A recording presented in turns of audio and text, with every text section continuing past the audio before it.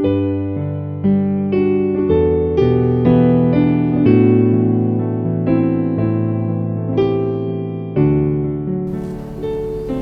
Salam, selamat pagi jemaat yang dikasihi oleh Tuhan kita Yesus Kristus. Bertemu kembali dalam renungan pagi pada pagi hari ini, hari Kamis tanggal 29 September tahun 2022. Nah, firman Tuhan tertulis dalam kitab Amsal pasal 14 ayat 31.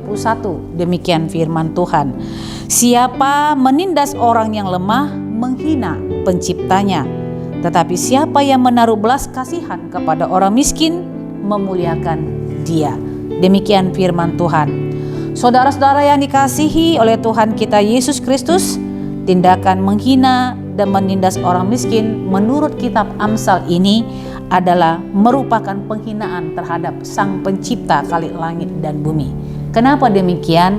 Karena kita pahami bahwa segala sesuatu yang terjadi di tengah-tengah dunia ini Allah yang mengetahuinya, Allah yang mengizinkannya terjadi. Kita tahu bahwa di sekeliling kita diizinkan Tuhan untuk boleh hidup berdampingan dengan mereka yang dikategorikan kepada orang yang lemah, yang dikategorikan kepada orang miskin, atau mungkin yang difabel.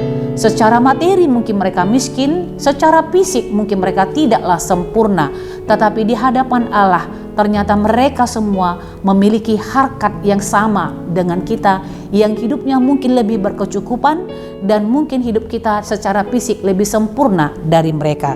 Karena itu ini peringatan keras bagi kita semuanya ketika Allah mengatakan siapa menindas orang yang lemah menghina penciptanya.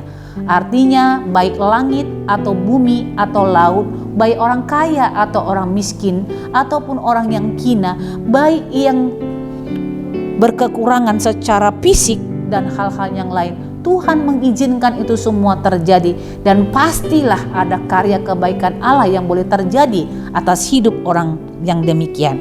Karena itu jangan sekali-sekali menghina orang-orang yang miskin, menghina orang-orang yang lemah, menghina orang-orang yang secara fisik mereka tidak sempurna. Kalau kita melakukan itu, ingatlah berarti kita menghina Sang Pencipta mereka. Artinya tidak ada hak bagi kita untuk menghina apa yang diciptakan oleh Allah, tetapi justru sebaliknya kita diajak siapa menaruh belas kasihan kepada orang miskin memuliakan Tuhan. Hidup kita yang lebih berkecukupan baiknya harus menjadi berkat bagi yang berkekurangan. Allah dalam seluruh pelayanannya yang dikerjakan oleh Kristus atau oleh Yesus selama dia hidup selalu dimulai dengan hatinya tergerak oleh belas kasihan. Itulah cara Tuhan menunjukkan kasih Allah yang luar biasa yang dapat dinikmati oleh orang-orang secara khusus yang papa dan yang miskin itu. Demikianlah kita seharusnya melakukan dan mengerjakan seperti apa yang dikerjakan oleh Yesus. Hati kita tergerak oleh belas kasihan untuk boleh menolong dan mengurupi, katanya dalam bahasa Batak, menolong mereka yang papa dan yang miskin, bahkan memberikan kehidupan bagi mereka, karena kita lebih diberkati dan lebih ada banyak berkat yang berkelimpahan kepada kita, dan kita harus menyatakan itu kepada mereka sebagai tanda kita memuliakan Tuhan di tengah-tengah kehidupan kita.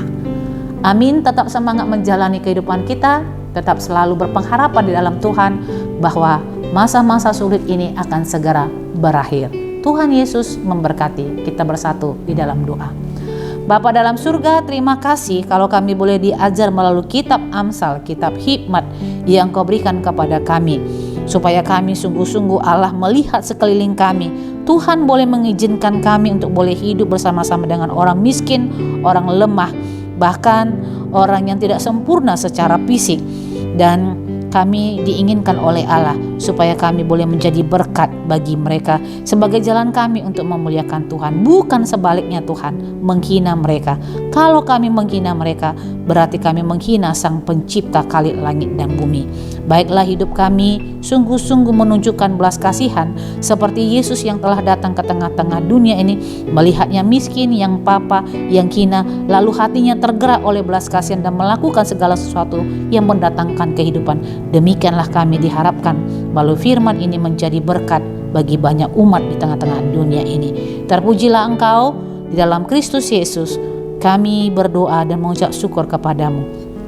Anugerah Tuhan kita Yesus Kristus, kasih setia Allah Bapa, dan persekutuan Roh Kudus, itulah yang menyertai hidupmu hari ini, besok, dan sampai selama-lamanya. Amin.